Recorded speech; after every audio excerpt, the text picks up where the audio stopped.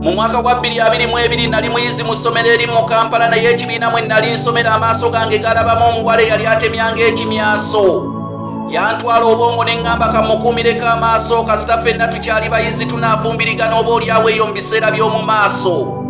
Baganda bange buli bwe namutunulangako nawulira nga nsiriirako oludda kubanga ekyamazima nalinga mutiisa amaaso.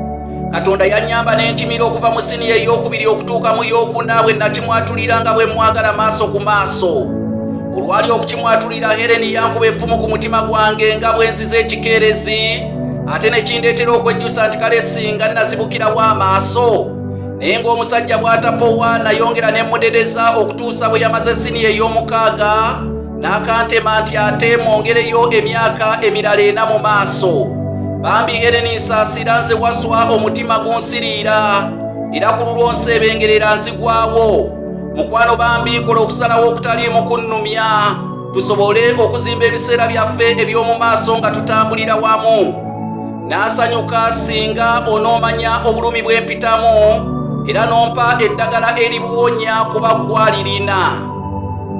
Ebigambo bya Waswa John Bosco omutontomi nze Kanoonya Juma. Gwe wenna ayagala ekitontome yitako mu inbox yange.